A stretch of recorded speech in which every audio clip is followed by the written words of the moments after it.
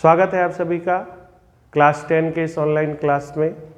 हम लोग हिंदी के पद्य खंड यानी काव्य खंड को पढ़ रहे हैं लगातार, और आज काव्य खंड में अध्याय 11 और अगर अंग्रेजी में बोलें तो सेकेंड लास्ट चैप्टर पोएम का लौट कर आऊँगा फिर पढ़ाने वाला हूँ मैं।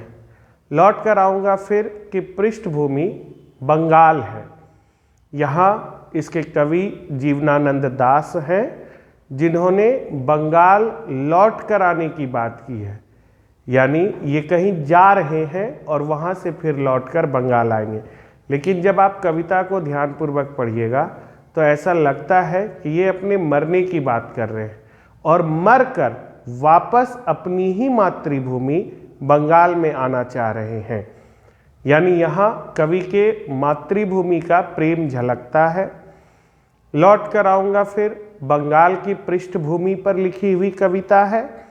इसके प्रत्येक छंद में बंगाल के संस्कृति की झलक मिलती है।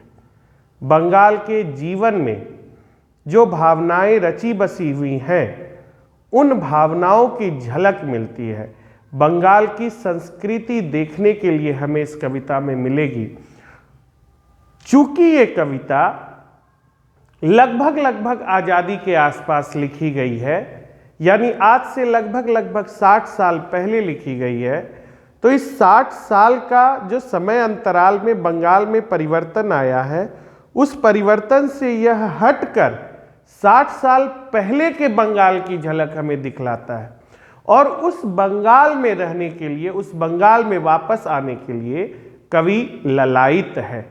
ललायित का अर्थ होता है कवि की इच्छा है कि वह बार बार इस बंगाल की धरती पर जन्म ले, चाहे वह किसी रूप में हो। यह हमारी आज की कविता की पृष्ठभूमि है। My dear students, dear brothers and sisters, आइए हम लोग चलते हैं लौट कर आऊँगा फिर कविता को देखने के लिए। लेकिन उससे पहले कवि परिचय जो आपकी पुस्तक में लिखी हुई है, कवि परिचय, उसको लेकर चलते हैं और थोड़ा बहुत अपनी तरफ से जो भी हम एफर्ट डाल सकें वो आप इस कवि परिचय में याद रखें। बहुत चीज़ें हैं। कल हमारा आखिरी क्लास होगा कविता का, आपका आधा पोर्शन कविता का खत्म हो जाएगा और सोमवार से ऑब्जेक्टिव क्लास होगा। हम उम्मीद करते हैं कि रविवार तक में आप अपने इस आधे पोर्शन का सब्जेक्टिव और ऑब्जेक्टिव तैयार कर चुके होंगे। जिन लोगों के पास सब्जेक्टिव या जो भी क्वेश्चन आंसर कविताओं का नहीं है, वह हमारे एप्लीकेशन गोरांगो क्लासेस पे जाकर वहां से फ्री में पीडीएफ डाउनलोड कर सकते हैं। गोरांगो क्लासेस को डाउनलोड करने का लिंक इसी वीडियो के डिस्क्रिप्शन बॉक्स में दिया हुआ है। आइए अब चलते हैं जीवनानंद दास के परिचय को देखते हैं। माय डियर स्टूडेंट्स, लौट कर आऊँगा फिर के कवि जीवनानंद दास है, और चूंकि जीवनानंद दास की यह कविता बंगाल की पृष्ठभूमि पर है, इसलिए स्पष्ट रूप से यह बात है कि जीवनानंद दास बंगला भाषा के कवि हैं। बड़ा ही कम उम्र में इनका देहांत हुआ। 1899 ईस्वी में इनका जन्म हुआ। तारीख थी 17 फरवरी 1899 ईस्वी को इनका जन्म हुआ और इनका निधन 22 अक्टूबर 1994 ईस्वी को हुआ। यानी केवल और केवल 55 वर्ष तक यह जिए, केवल 55 वर्ष। लेकिन इन 55 वर्षों में छोटे से जीवन काल में ही इन्होंने वह उपलब्धि प्राप्त की जो बंगाल साहित्य में इनसे पहले केवल रविंद्रनाथ टैगोर को प्राप्त था। रविंद्रनाथ टैगोर, जिनको हम लोग गुरुदेव के नाम से भी जानते हैं, उनके बाद अगर बंगाल साहित्य में किसी का नाम लिया जाता है तो वो जीवनानंद दास ही हैं। जीवनानंद दास जी का जन्म 1899 ईस्वी में और मृत्यु 1954 ईस्वी में हुई। और स्वाभाविक मृत्यु नहीं हुई है। स्वाभाविक मृत्यु होता है जिसमें व्यक्ति आराम से मरता है, बीमार पड़ा आराम से मर गया, जिसमें लोगों को लगता है कि यह मरने वाला ही है। इनकी मृत्यु मरमांतक थी। मर्मांतक यानी बहुत मार्मिक दुर्घटना में इनकी मृत्यु हुई है। बहुत मार्मिक दुर्घटना, ऐसा लगता है कि किसी एक्सीडेंट में इनका बहुत क्रूरतापूर्वक इनकी मृत्यु हुई होगी, इसलिए इसके लिए शब्द लिखा गया है मर्मांतक। बहुत बहुत दुखद मृत्यु हुई इनकी। 1954 ईस्वी में जब इनकी मृत्यु हुई तब जीवनानंद दास केवल 55 साल के थे। आप इस व्यक्ति की महानता समझिएगा, ये 55 वर्ष के थे और जब इनका निधन हुआ था उस समय केवल 6 काव्य संकलन इनके प्रकाशित थे। केवल 6, केवल 6 ही कविता संग्रह इनकी प्रकाशित हुई थी। और वो 6 कविता संग्रह आपको याद रखना चाहिए, जिसमें पहला नाम है झरा पालक, दूसरा नाम है धूसर पांडुलिपि, तीसरा नाम है वनलता सेन, चौथा नाम है महापृथ्वी, सातटी तारार तिमिर पांचवा नाम है, और जीवनानंद दासेर श्रेष्ठ कविता। ये जो दासेर शब्द है ये बंगाली शब्द है। हमको बंगाली नहीं आता उतना, थोड़ा थोड़ा आता है, तो थोड़ा बहुत में हम ये समझते हैं कि दासेर का अर्थ होता है दास की, यानी जीवनानंद दास की श्रेष्ठ कविताएं हैं। इन्होंने जो भी रचना की वह बंगला भाषा में की। और ये 6 नाम आपको जरूरी है जानना, क्योंकि बेटा वनलता सेन में ये जो वनलता सेन नाम का काव्य संग्रह है, इसे सर्वश्रेष्ठ प्रेम काव्य की संज्ञा दी गई है, यानी इसमें प्रेम का चित्रण है। इसके बाद जो कविताएं हैं वो सब अपने अपने काल में महत्वपूर्ण रही हैं। यानी जीवनानंद दास जब तक जीवित थे उनका केवल यह 6 कविता संग्रह ही प्रकाशित हुआ था। इनकी मृत्यु के बाद इनकी लिखी हुई कविताएं प्रकाशित हुई।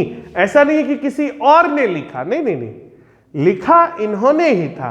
कविता लिखने और प्रकाशन कराने में बहुत सारी कठिनाइयों का सामना करना पड़ता है, इसलिए इनके जीवन काल में केवल 6 अगर ये जीवित रहते तो ये सारी कविताएं भी प्रकाशित होती, जिसमें नाम है रूपसी बांग्ला, बेला अबेला काल बेला, मन विहंगम, आलोक पृथ्वी। ये सब निधन के बाद प्रकाशित हुई। और माय डियर स्टूडेंट्स, इनकी 100+ कहानियां, 100 से अधिक कहानियां और 13 उपन्यास इनके मरने के बाद प्रकाशित हुए हैं। यानी ये सब कुछ ये लिख कर गए थे, सब कुछ ये लिख कर गए थे। 100 कहानियां और 13 उपन्यास। वनलता सेन शीर्षक कविता को प्रेम कविता की संज्ञा दी गई है, ये भी हमने आपको बताया। तो आपको ऑब्जेक्टिव अब तक में क्या क्या हुआ? सबसे पहला हुआ लौट कर आऊंगा फिर के कवि कौन है? आंसर जीवनानंद दास। जीवनानंद दास किस भाषा के कवि हैं? आंसर बांग्ला भाषा के कवि हैं। लौट कर आऊंगा फिर की पृष्ठभूमि में क्या है? आंसर बंगाल है। जीवनानंद दास की मृत्यु कितने वर्ष की आयु में हुई थी? आंसर 55 वर्ष की आयु में हुई थी। जीवनानंद दास का जन्म कब हुआ था? आंसर 1899 ईस्वी में। किस तारीख को? 17 फरवरी को। जीवनानंद दास का निधन कब हुआ था? 22 अक्टूबर 1954 ईस्वी को। जीवनानंद दास के निधन से पहले उनके कितने काव्य संकलन प्रकाशित हुए थे? आंसर 6 काव्य संकलन प्रकाशित हुए थे। जीवनानंद दास की किस कविता को या किस काव्य संकलन को प्रेम कविता की संज्ञा दी गई है? आंसर वनलता सेन को। जीवनानंद दास की मृत्यु के बाद उनके लिखे हुए कितने उपन्यास प्रकाशित हुए? आंसर 13 उपन्यास प्रकाशित हुए। जीवनानंद दास की मृत्यु के बाद उनकी कितनी कहानियां प्रकाशित हुई? आंसर 100+ कहानियां। और हम आपकी अंगुली पर हैं, जरा सा पॉज कीजिए बैक जाइए, एक क्वेश्चन सुनिए, कॉपी में लिखिए, आंसर लिखिए, आपका ऑब्जेक्टिव भी साथ में फेयर होते चला जाएगा। आप मेहनत कीजिए, हम तो कर ही रहे हैं।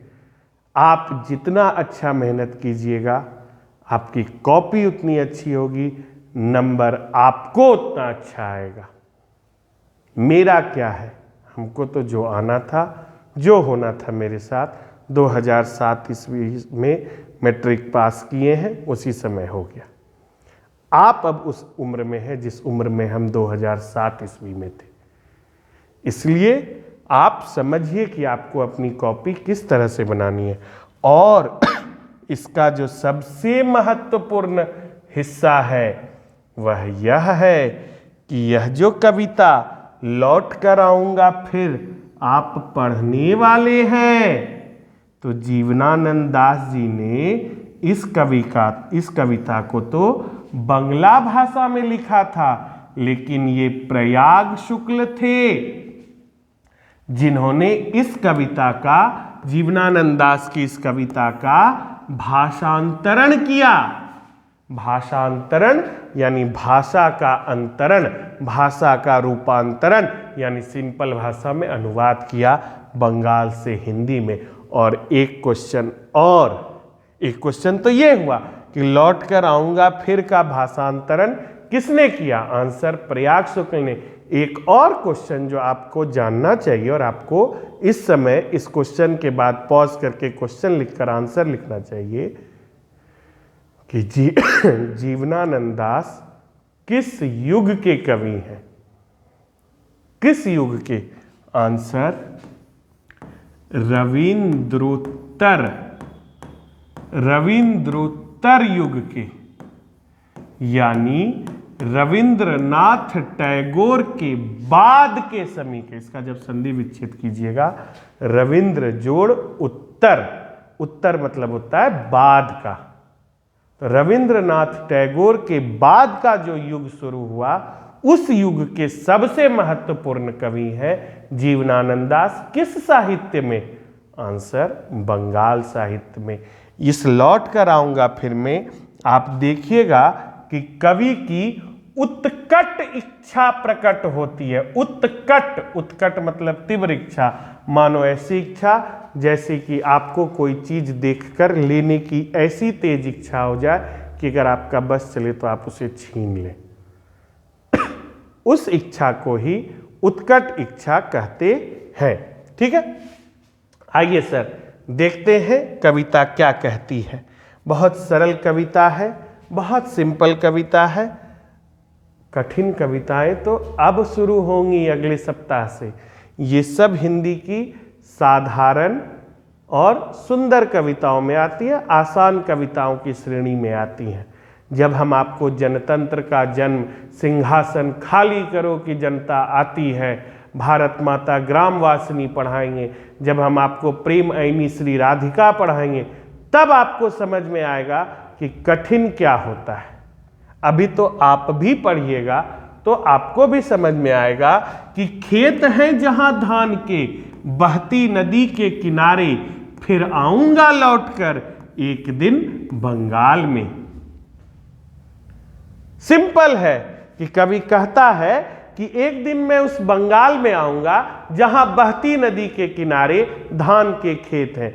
बंगाल चावल के क्षेत्र में बड़ा ही उपजाऊ राज्य है, और बंगाल उपजाऊ राज्य हो भी क्यों न, गंगा ब्रह्मपुत्र दोनों नदी का सबसे बड़ा डेल्टा तो उसी क्षेत्र में बनता है, और नदियों का डेल्टा जिस क्षेत्र में बने वो उपजाऊ ना हो तो भूगोल ही गलत हो जाएगा, भूगोल ही गलत हो जाएगा। तो इसलिए बंगाल की खेत बहुत उपजाऊ है और वहां धान के खेत बहुत आसानी से मिलते हैं। इसलिए कहते हैं, देखो उसी को उल्टा कर बोला इन्होंने, खेत हैं जहां धान के, बहती नदी के किनारे, फिर आऊंगा लौटकर एक दिन बंगाल में। यानी एक दिन बंगाल में मैं फिर आऊंगा लौटकर। किस बंगाल में? उस बंगाल में जिसमें बहती नदी के किनारे धान के खेत हैं जहां। ठीक है, नहीं शायद होऊंगा मनुष्य तब। हो सकता है हम जब मर रहे हैं अगले जन्म में हम मनुष्य ना हो। नहीं शायद होऊंगा मनुष्य तब, होऊंगा अबाबील। अबाबील यह पक्षी है। बोलते हैं ये बंगाल में धान के खेत में पाए जाने वाली एक पक्षी है। तो बोलते हैं हो सकता है अगले जन्म में मैं मनुष्य ना हूं, अबाबील हूं, लेकिन फिर भी लौटकर बंगाल के धान के खेत में ही आऊंगा, पंजाब के धान के खेत में नहीं जाऊंगा। ये लगाव होता है, ये लगाव होता है, ये प्रेम होता है कि हम तुमको छोड़कर नहीं जाएंगे। यहां मातृभूमि, मातृभूमि किसे कहते हैं? जहां हमारा जन्म होता है जिस धरती पर, वह हमारी मातृभूमि कहलाती है। हमारी मातृभूमि यहां जीवनानंद दास की बंगाल है, और उस बंगाल में लौटकर आने की बात कर रहे हैं कवि, और कहते हैं अगर अबाबील नहीं हुआ मैं तो समझना कुछ और हो जाऊंगा, या फिर कौवा उस भोर का फूटेगा नई धान की फसल पर, जो कुहरे के पालने से कटहल की छाया तक भरता पेंग आऊंगा एक दिन। अगर हम अबाबील न हुए तो कौवा बनेंगे, और कौवा बनेंगे किसका?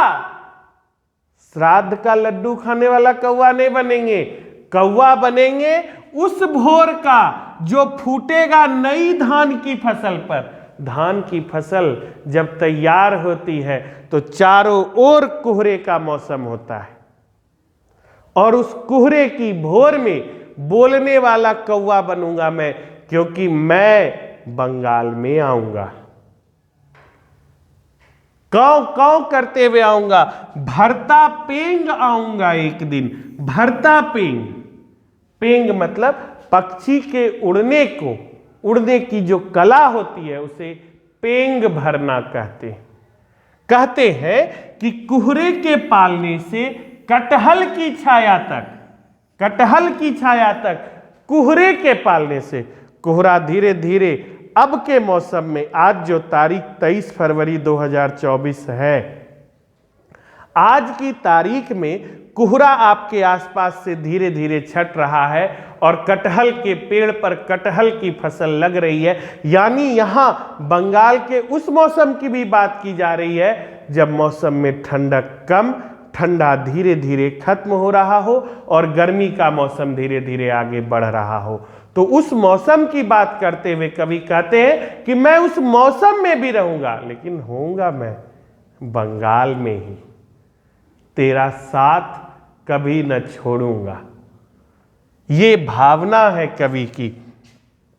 कवि कहते हैं उसके बाद, बनकर शायद हंस में किसी किशोरी का, बनकर शायद हंस में किसी किशोरी का, घुंघरू लाल पैरों में तैरता रहूंगा बस दिन दिन भर पानी में, गंध जहां होगी हरी भरी घास की।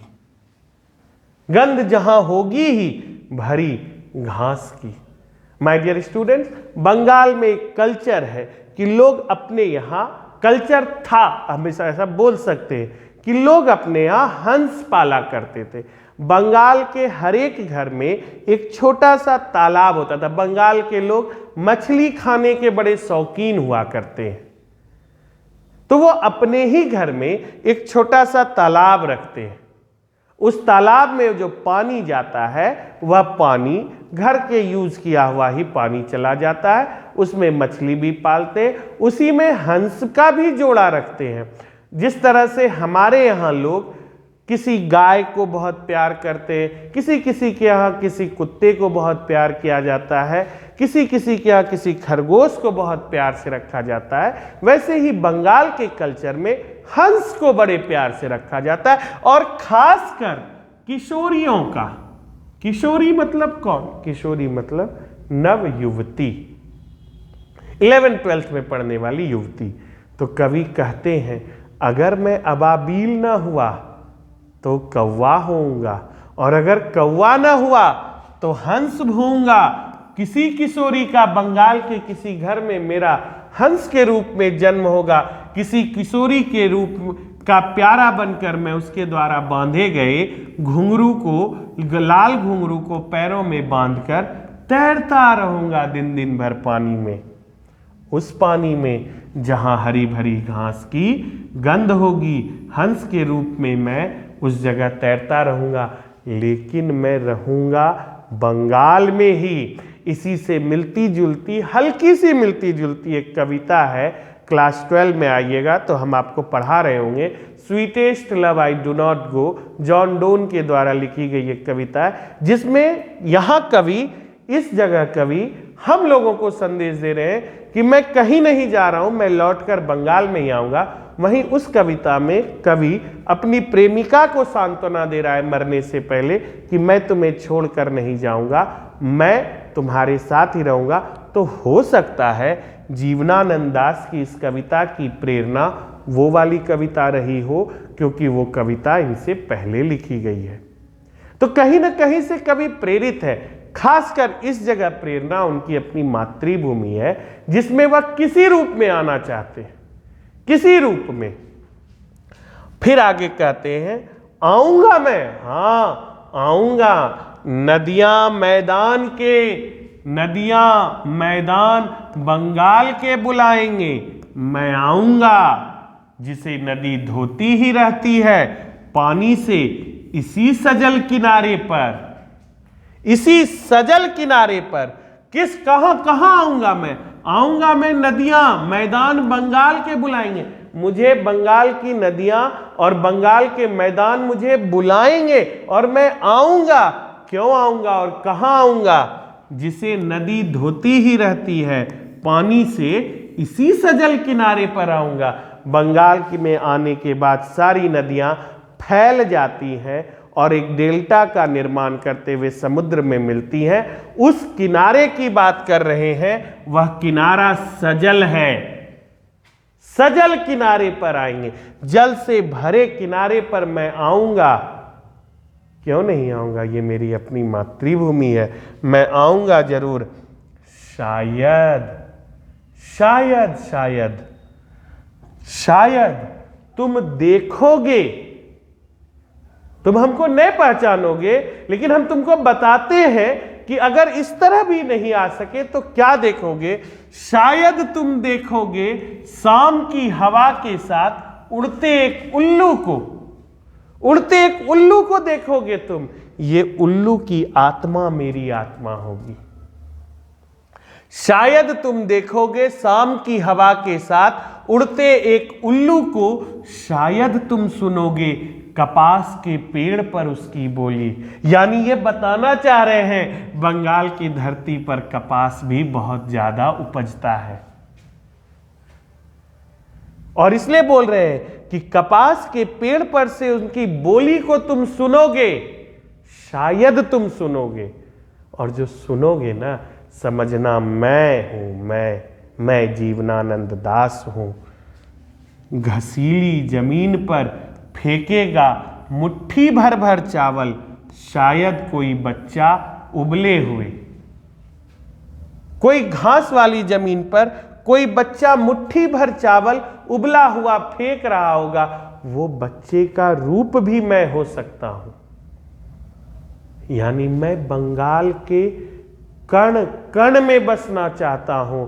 ये कहकर कवि बंगाल के प्रति लोगों का प्रेम जगा रहे हैं।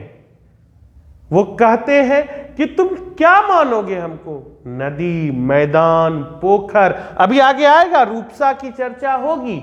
रूपसा मतलब वही पोखर, पोखर, हंस, बंगाल के कल्चर में जो है मैं वही बनकर आऊंगा, लेकिन आऊंगा यहां से दूर नहीं जाऊंगा। देखोगे रूपसा के गंदले से पानी में, देखोगे, देखोगे तुम रूपसा, रूपसा मतलब होता है छोटा सा तालाब। रूपसा के गंदले से पानी में नाव लिए जाते एक लड़के को। रूपसा का जो गंदला पानी होगा उसमें तुम नाव ले जाते हुए एक लड़के को देखोगे, उड़ते फटे पाल की नाव। इसे पाल कहा जाता है, नाव चलाने के लिए पहले पाल का इस्तेमाल किया जाता था। जिस तरफ हवा होती थी पाल को उस तरफ घुमा दिया जाता था, नाव हवा की दिशा से आगे बढ़ती थी, हवा के प्रेशर से। तो यही कवि कहते हैं कि तुम देखोगे रूपसा के गंदले से पानी में नाव लिए जाते एक लड़के को, उड़ते फटे पाल की नाव लौटते होंगे रंगीन बादलों के बीच सारस अंधेरे में।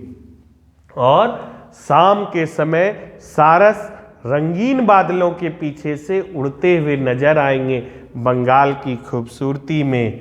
होऊंगा मैं उन्हीं के बीच देखना, उन्हीं के बीच में मैं होऊंगा देखना। यानी बंगाल में तुम क्या क्या देखे?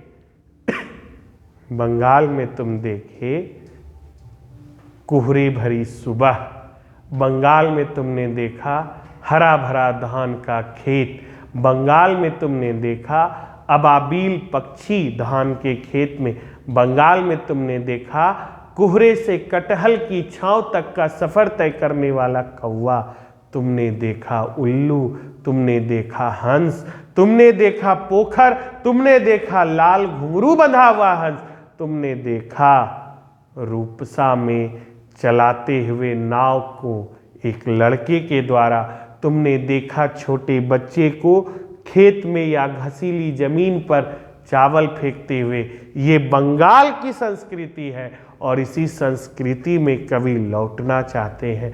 यानी कवि यहाँ आसक्ति से भरा हुआ है। आसक्ति का अर्थ लगाव से भरा हुआ है। बंगाल के प्रति उनका जो लगाव है, इस लगाव से वह इतना भरा हुआ है कि वह इसे छोड़कर जाना ही नहीं चाहता। वह चाहता है किसी रूप में रहे, चाहे धान के खेत के रूप में रहे, चाहे बंगाल में बहती हुई नदी के सजल किनारे में पत्थर के रूप में पड़े रहे, लेकिन रहे हम बंगाल में ही। और इसलिए कवि कहते हैं कि तुम देखना मैं आऊंगा, तुम मुझे खोजना नहीं, तुम समझना ये जो कपास के खेत में बोल रहा उल्लू है या मैं हूं। शाम के समय जो सारस पक्षी उड़कर आ रहे हैं आसमान से, उसके झुंड में भी कोई एक पक्षी मैं होऊंगा। बंगाल के प्रति इतना प्रेम है जीवनानंद दास का, और यही प्रेम उनको महान बनाता है। प्रेम है, ये प्रेम की पराकाष्ठा है कि इन्होंने मरने के बाद भी अपने आप को बंगाल के लिए ही समर्पित किया। इसीलिए ये बंगला साहित्य में महत्वपूर्ण स्थान रखते हैं। इस चैप्टर का क्वेश्चन आंसर गोरांगो क्लासेस के ऐप पर मिलेगा, जो डिस्क्रिप्शन बॉक्स में है। आप कृपया करके इसे लाइक और शेयर जरूर करें। और जहां तक बात है गोरांगो क्लासेस का, तो ये ऐप है ही, ये लोगो है, आप इसे आराम से डाउनलोड कर सकते हैं। इस समय क्लास 10th के हिंदी के नोट्स बिल्कुल फ्री में उपलब्ध हैं। 1 रुपया शुल्क नहीं लग रहा है। वहां दिखाता है 500 रुपया, लेकिन वैसा कुछ नहीं है, आपके लिए निःशुल्क है। अच्छा ऑफर चल रहा है। आप अपने मौसेरे, चचेरे, फुफेरे, भाई बहन, दोस्त, मित्र, सखी, बहन पा किसी को भी शेयर कर सकते हैं कि यहाँ से आप शुद्ध क्वेश्चन आंसर उतार सकते हैं। और किसी भी शब्द में कभी भी क्वेश्चन आंसर उतारने के समय तकलीफ हो तो आपको मेरा नंबर पता ही है, 7739000658। आप उस पर कॉल करें, हम आपकी हर संभव मदद करने के लिए तत्पर हैं। Thank you very much.